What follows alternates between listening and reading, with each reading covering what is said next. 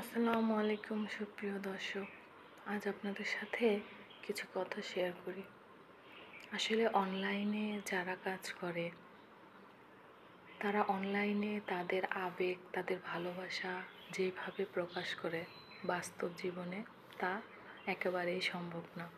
একটু রাগ হলো অনলাইনে এসে কিন্তু পোস্ট করতে পারে।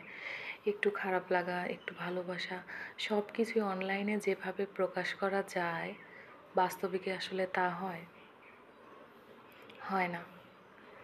একটা মানুষের খারাপ লাগলো, সে যদি একটা মানুষকে বলতে চায়, তখন সে বলবে কি, অন্য কথা বলবে যেটা আপনি কখনোই আশা করেননি। খারাপ লাগা আরও দ্বিগুণভাবে বেড়ে যাবে। আপনি ভালো লাগা শেয়ার করতে যাবেন, দেখবেন অন্যভাবে বলবে, সেটাও আবার অন্যভাবে চলে আসবে। তো আসলে অনলাইন এমন একটা জিনিস, আমাদের ভালো লাগা খারাপ লাগা সব কিছু এখানে এসে শেয়ার করাটাই আমার কাছে মনে হয় ভালো। আসলে মানুষের আবেগ ভালোবাসা এগুলা নিয়ে অন্য কারোর সাথে শেয়ার করলে সেটাকে মনে করে হয় নাটক, নয়তো অন্য কিছু।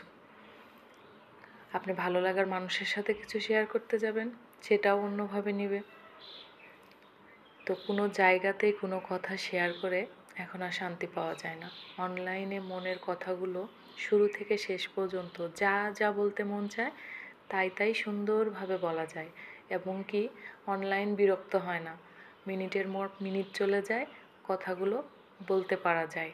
আসলে কোনো মানুষ, কোনো প্রিয় মানুষ হোক না সে খুবই কাছের লোক, কিন্তু তারপরেও একটার পর একটা কথা সুন্দরভাবে যে লাইন টু লাইন সে শুনবে, সেই জিনিসটা সে সুন্দরভাবে নিবে না।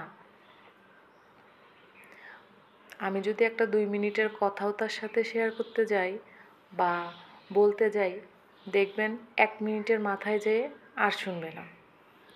কিন্তু অনলাইনে আমরা 1 মিনিট, 2 মিনিট, 3 মিনিট যার যেমন ইচ্ছা কথাগুলো সুন্দরভাবে প্রকাশ করা যায়।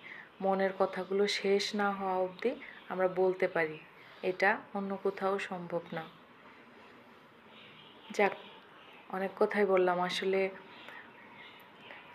অনলাইন ছাড়া কথা শেয়ার করার বেস্ট অপশন আমি মনে করি আর কিছুই না। অনলাইনে সুন্দরভাবে কথা শেয়ার করা যায়। দর্শক, আপনাদের কি মনে হয়, এটা কি অবাস্তব কথা বা অন্যরকম কিছু বললাম? আমার কাছে তো মনে হয় এটাই সঠিক। কথা প্রকাশ করার মাধ্যম হিসেবে অনলাইনটা মানুষ এই জন্যই বেছে নিয়েছে, আসলে অন্য কেউ এভাবে সময় দেয় না। অনলাইন শুনে বিরক্ত হবে না, কোনো প্রত্যুত্তর করবে না, মনের কথাগুলো সুন্দরভাবে শেয়ার করে রাখা যায়।